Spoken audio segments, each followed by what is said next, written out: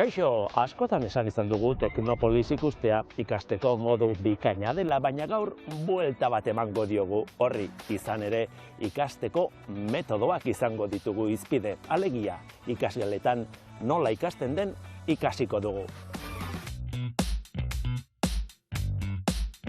Hasteko Mondragon Unibertsitateak antolatzen duen PBL Day egunean izango gara. Alegia, Project-Based Learning edo proiektuetan oinarritutako ikaskuntzaren egunean eta ingeniaritza ikasleek prestatu dituzten proiektuak ezagutuko ditugu. Eta busti ere egingo gara. Urmael bat hezkuntza baliabide egokia izan daiteke. Gasteizko ikastetxe batean nola erabiltzen duten erakutsiko dizuegu. Has gaitezen!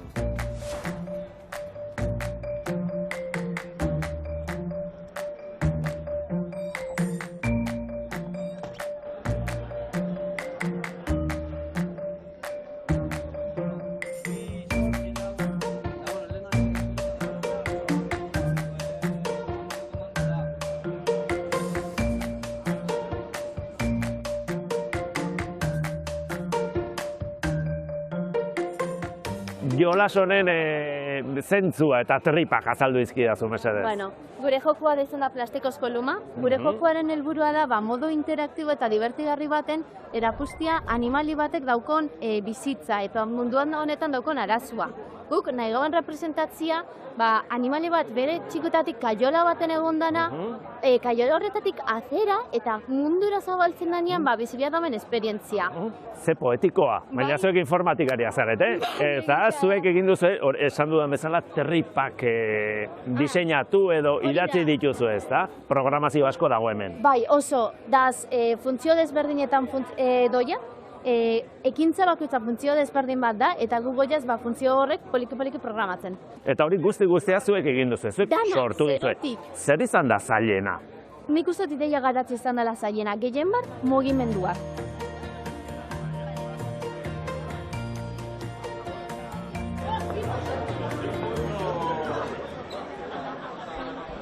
Garatu dugu aplikazio bat itxuendako edo ikusmen murriztua dukien pertsonendako. Orduen da apur bat aplikazio bat euren egunerokotasuna erraistitzen dagoena. Eskaintzen dugu funtzionalitate desberdinak, adibidez estapuluak detektatzea, gero mapan navigazioa bebaitz, testua irakurtzia be posible da aplikazioa. Aukera bat, baino gehiago ikusten da bideoan karratu berde horiek kalean doazenean abisatzen diela, ez da? Bai, helburua da zelan itxu eta ikusmen murriztu dukien pertsonendako zuzenduta dauen aplikazioak ahoz ezatia, inguruan dauzkotzun obstakulo desberdinak. Kontuz oztopoa. Hori da. Ontsa bertan inglez ez dago, baina hizkuntza garatu ditzu. Esaten du? Inglesa jakin behar, baina... Esaten da, ze objektu detektau dauen eta zen partea dauen. Oso ondo eskerrik asko, oso itxura hona dauka, zorionak.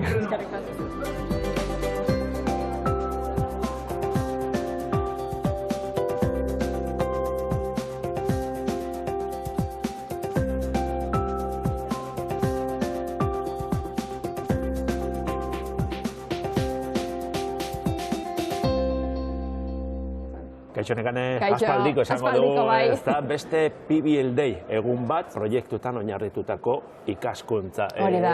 Logikoa dirudi, baina iraultzailea ere bada aldi berean. Iraultzailea da, ikasteko era ezberdin bat jartzen dugu martxan, ez?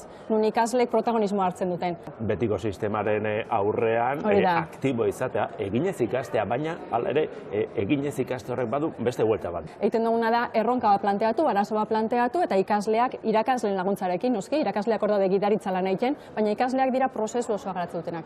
Arazoa ulertu, definitu, nola aurre egin, planifikatu, planifikazio hortan sortzen diren gorabera guzti aurre egin, eta bukaeran emaitz bat lortzen da. Emaitza hori gaur erakusle jodeko hemen. Eta horre guztia bizitzea realean erabilgarri, suertatuko zei, ez da hori guztia? Noski baietz. De hecho, planteatzen dizkigun erronka horrek ahalik eta errealenak izaten saiatzen gea, ez? Balio du proiektu egiteko bai, baina baita ere oinarrizko ezagutza batzu matematika bati zentzua emoteko. Ez, ariketak edo eraiketak egitea zaratago, horrek nun aplikatu, segatik aplikatu da zertarako aplikatu ikasteue. Oso ondo, Nekane, eskerrik asko. Mila esker zeuei.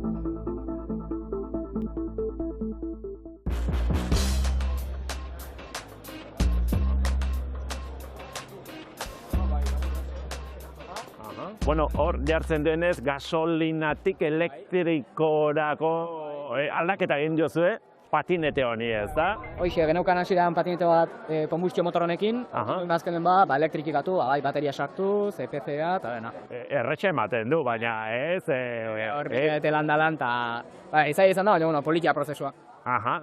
Orain ikusten duguna da, monitorizazioa, zer gertatzen ari den, baterian, motore elektrikoan, ez da? Hor ikusten duguna zenen Arduino Cloud aplikazioakin, bai korrontea, bai izagora dortze deun, bai hor ikusten bezala bateria zenbaten da hon. Eta hauzik dutzako duntzat destakatzeko gana antirrobo sistema bat. Kontxo, eta nola funtzionatzen du? Bai, guk azken sartzen duna hor aplikazio bidez pizeunen antirroboa, sartzen duna korronte negatibo bat, un kontsigna zeroa, eta mentorrak ez dugu zer egiten.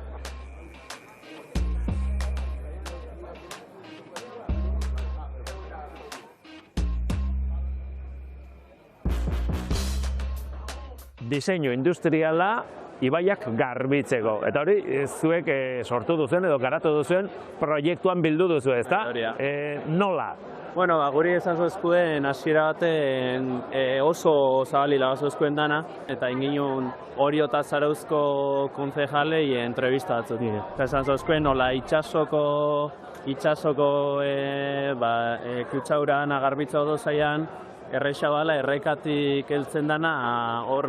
Iritsi aurretik biltzea, ez da? Eta zuek hortaz, orduan, jarri zen duten ideia, eta emaitza da hauxe. Hemengo prototipo da emaitza, da produktu modular bat, hemen guztozin zela auka 3 boia, baina alda jarri nahi dozun danak, sorun errekia ze tamaina aukan. Eta da pixkat, hori, itxen dotza bultza korrontiakin giratzen dau boia bakoitzak, eta itxen dau bultza, zabordan eitxotza bultza, bukaerako sare horretara, ez da?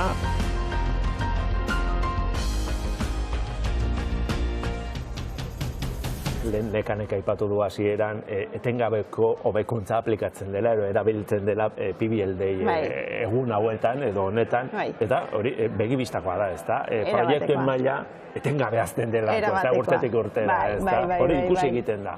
Ikusten da, nabaritzen da, ez bakarrik zientzia eta teknologia aldetik, baita komunikazio arlotik ere nola saltzen dizuen proiektu ikasleek. Bai hori, oso ondo saltzaile honak dira, bai. Oso saltzaile honak gero gaitasun aldetik ere, bai lantalderako, ez da bakarrik proiektu bat zientifikoki aztertu behar dezula, baizik eta proiektu bat nola garatu, ez? Eta proiektu hori garatzeko garaien gaitasun asko jarri behar die mahai gainen, eta asko ikasi eta aplikatu behar die. Hau, zuentzat, izango da ikaragarrizko aukera ederra, fitxaketak egiteko. Bai, klabea. Enpresentzat horrelako ikasle prestatuak izatea aparta. Bai, orain ja, bigarren kurtsotik ikasten geha lanen ikaslekin, bai praktika programakin, bai dual formakuntzakin, eta gero bai proiektu garatzeko momentun ere, gradu amaierako proiektuk edo master amaierako proiektuk eta nabaritzen da aurretik egin da dagoen lan guzti hori eta nola barneratzen dien mundu laboralen ikasleek. Fundamentuzko ikasleak daude hemen, ez da? Ahondikok. Oso ondo, eskerrik asko. Zuei.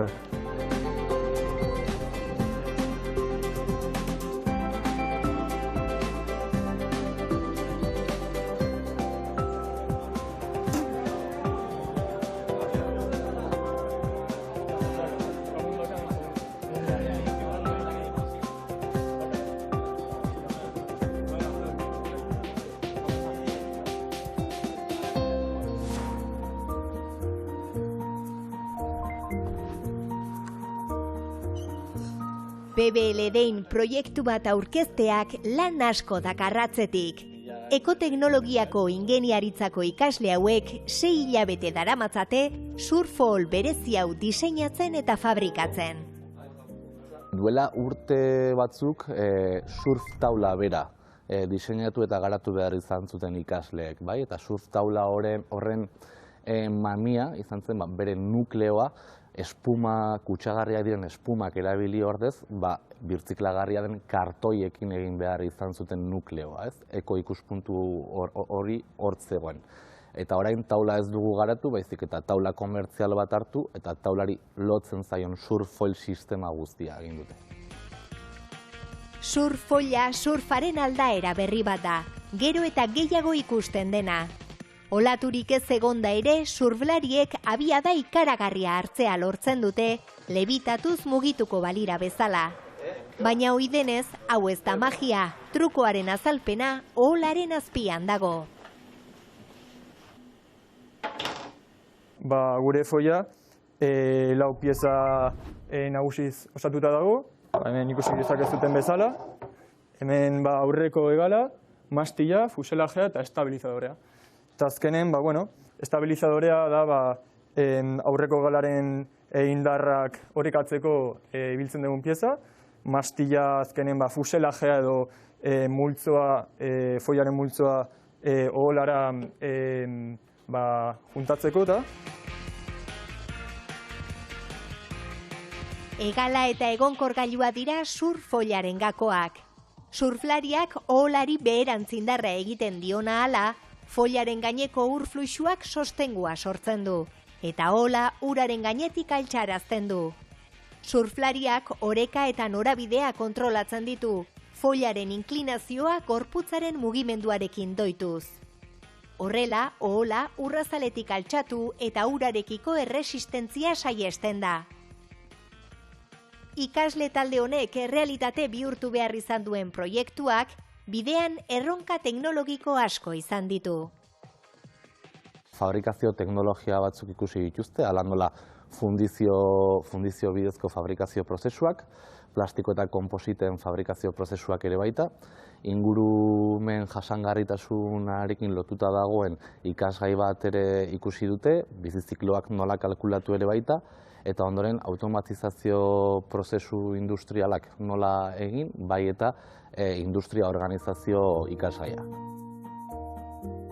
Ikasleek merkatuan dauden aukerak aztertuz ekin zioten bideari. Ikusi zutenaren arabera zenbait diseinu egin zituzten, eta baita horiek balioztatzeko simulazioak ere. Gero etorri ziren material aukeratzea eta erresistentzia kalkuloak egitea, bermatzeko oholak funtzionatuko zuela. Galdaketa bidez indako pieza bat da, hau ibiltzen dugu edo erabiltzen dugu mastila eta ohola juntatzeko edo ensamblatzeko, eta azkenen galdaketa bidez lortze dugunak abera ez da oso ona, eta hau fabrikatu ondoren mekanizatu izan behar dugu akabera hobeago bat lortzeko. Pieza hau da, izango zena nukleo bat, pelea materialezina dela azio polilaktiko bat, eta honen gainen resina eta beste hainbat konposite erabiliz sortuko ditugu guk baibilitugun piezak eta zuruntasun eta gogortasun beharrezkoakin.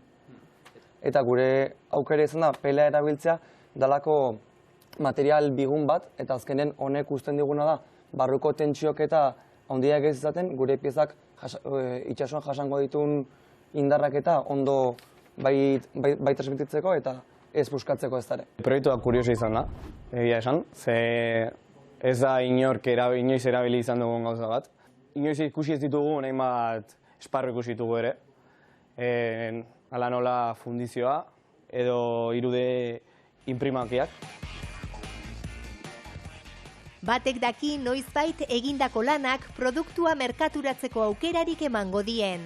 Momentuz ikasle proiektu bat da. Ez du irudietako surfoilaren mailarik, baina egindako bideak objektu honen atzean dagoen zientzia aztertu eta horrelako produktu bat garatu ahal izateko teknologiak praktikan jartzeko balio izan die. Beraz, helburua lortuta.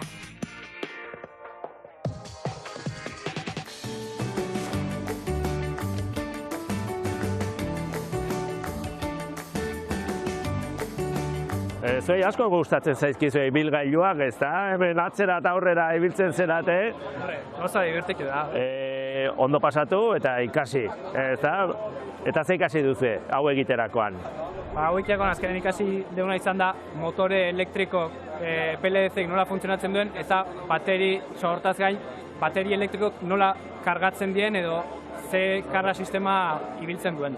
Ikusten duzu hau, ikasi duzen hori mundu errealean erabilgarri izan daitekeela? Gaur egun geroz da kotxe elektriko gehiago merkatun eta hoi adibide garbie da motore elektriko hauen erabilera asko zabalduta daula. Zuek ikasi duzuen hori etorkizunean edo ibiliko da? Gure errepideetan? Segurenik.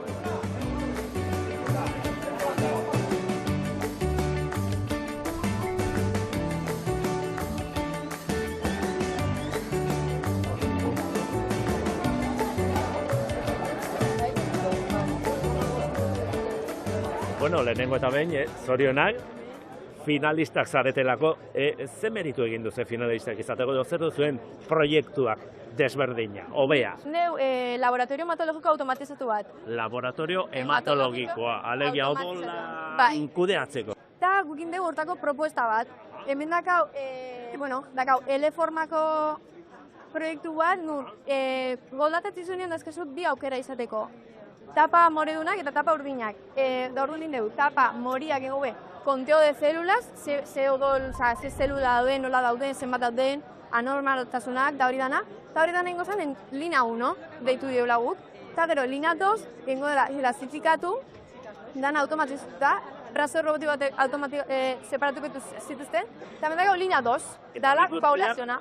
Zuek zerotik garatu duze, pentsatu duze. Maketa hau da komertziala, da gu presentu ga, startup bat dezela, enpresa bat aztean abezela, eta mendakau maketa komertzial bat, atzeko hori, manipulatzen ari diren hori. Oai, ikusten una muiten ari gala. Bueno, zorionak, esango dizuet, eta ea sortiri duzuet, finalean. Gu defendituko dugu. Ez dakit no, baina defendituko dugu, así que bueno.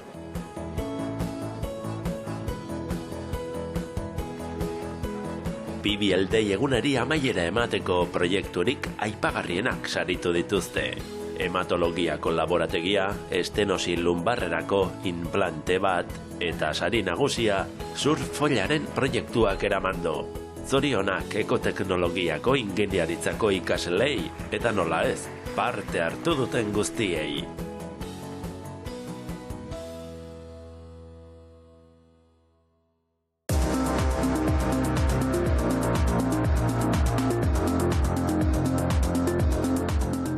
Ekintza bidezko metodoak dira ikasteko biderik eraginkorrenak?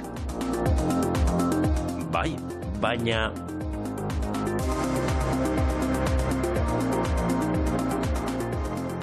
Ekintzetan oinarritutako ikaskuntza eraginkorra da.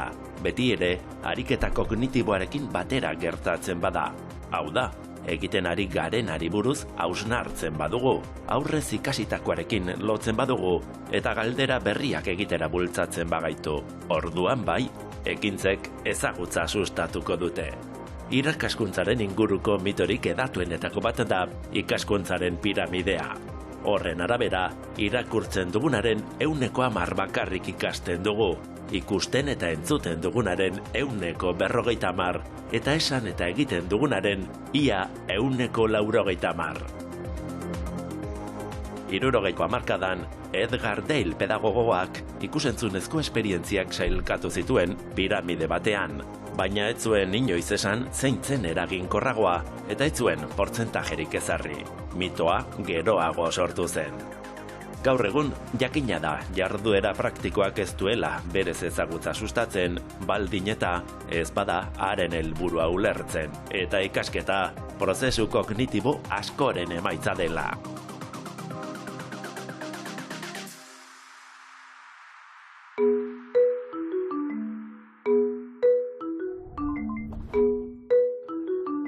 Egunon, zer moduz? Ondo? Poste naiz. Bueno, prestaudete? Gaur zuen laguntza behar dugu. Ikasgelatik kanpo ikasiko dute gaur Gasteizko Errekabarri ikastetxeko 5. mailako ikasle hauek. Kompetentzia zientifikoak garatzeko metodologia berri bat erabiliko dute. Ikuspuntua berria izan daiteke, baina abiapuntua unibertsala da. Aurrek beti izan duten jakinmina eta galderak naturaltasunez egiteko duten berezko gaitasuna. Bai, hori da, beraien interesak eta jakinaiak abiapuntu bezala hartuta, galdera ikergarria planteatu eta beraiek arazo horiek edo galdera horiek erantzuna bilatzen saiatzea da asmoa. Ikergaitik ebazpenerako bide guzti hori, prozedura zientifiko horrekin osatzea.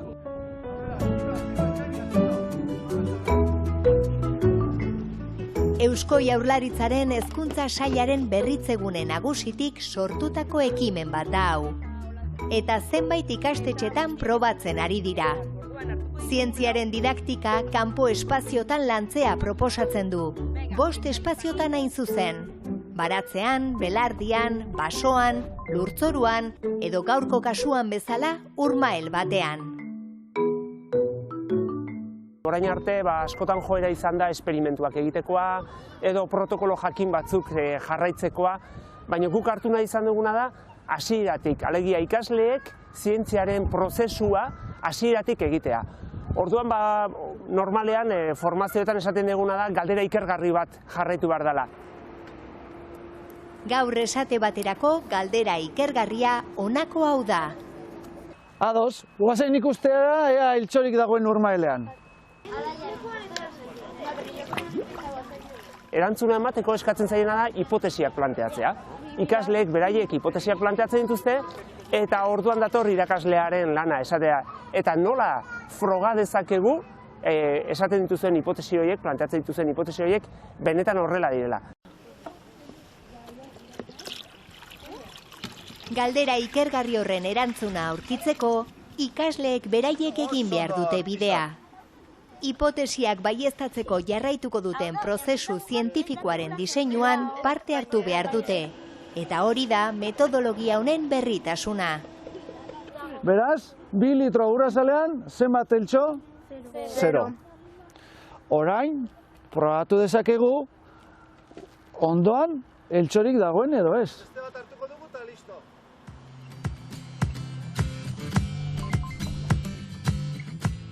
Proiektu pedagogiko honetan, Eusko Jaurlaritzaren Hezkuntza Sailaz gain, beste hainbat agentek ere parte hartzen du.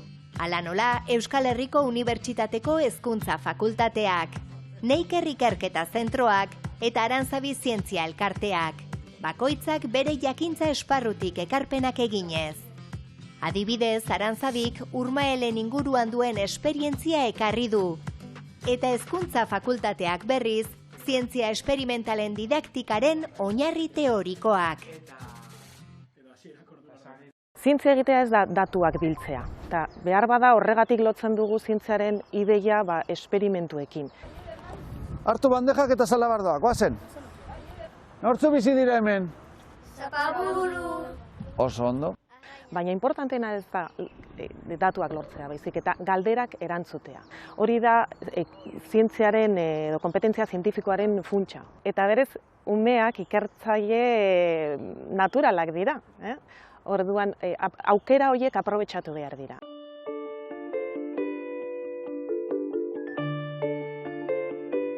Gainera, egiazko ikerketa zientifiko baten partaide ere badira proiektu honetan dabiltzan ikasleak. laginketaren emaitzak Neiker ikerketa zentrora bidaltzen dituztelako.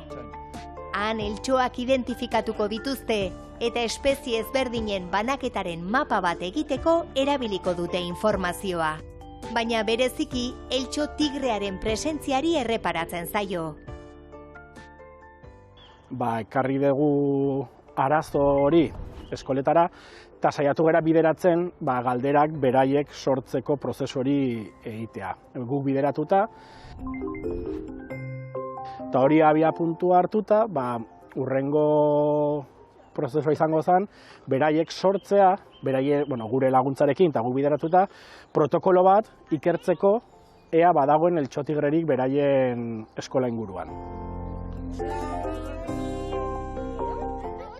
Guk hori esaten dugu, zientzilari bihurtu zeate eta beraiek jasoko dituzten datuak baliagarrak izan daitezke ere, zaintza entomologiko programa horretarako ere.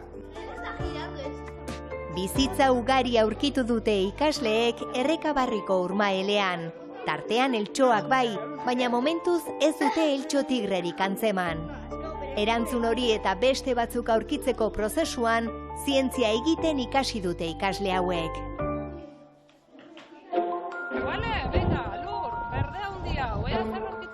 Haurrezkuntzako ikasleek ere parte hartzen dute proiektu honetan. Lupa eskuan, mundua behaketaren bitartez deskubritzen dute eskolako txikienek. Hemen hasten da dena. Hemen hasten da, bai, hau da zientzaren lehenengo hastapenero pausutxoak hemen egiten ditugu, bai. Eta urte guztian dago baratzean, menta, ez da? Egiten duguna da esploratu, behatu, hortik ere eramaten gaitu ondorioak, hipotesiak ateratzera, ez? Askotan bagatoz urmaelera eta urmaelean uraren goraberak ikusten ditugu, ez? Zergatik dago ura asko orain, zergatik orain gutxiago, hotz egiten duenean, ez? Edo izotza, edo izoztuta dagoen gauza gertatu da, zergatik uste duzue ura izoztu dela. Galderak egin eta erantzuna bilatzeko grina da konpetentzia zientifikoaren oinarria. Harritzen gaituzte, ez, daukaten, beraien pentsamenduan nun dagoen, ez?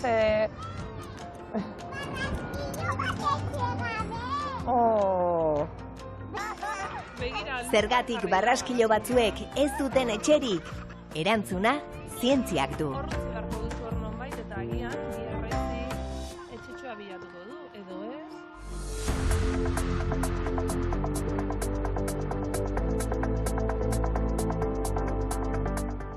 Proiektuen bidez ikastea, galderak egitea, hausnartzea, emaitzak azaltzea, gaur esandako guzti-guztia biltzen du Elhuyar zientzia azoka ekimenak. 2013an abiatu zenetik, 9.000 gaztek baino gehiagok parte hartu dute. Aurtengoa 13. edizioa du. 12 eta 18 urte bitarteko gaztek garatutako proiektuen azoka bat da, eta ikerketa barrutik bizitzeko aukera ematen die. Izan ere, Euskal Zientzia eta Teknologia sareko 200 ikertzailek baino gehiagok laguntzen diete. Jo eta zu ari dira dagoeneko parte hartzaileak, apirilean eta maiatzean, Iruñean eta Bilbon izango diren azoketarako proiektuak prestatzen. Eta bidean ikasten nola ez. Datorren astera arte, agur!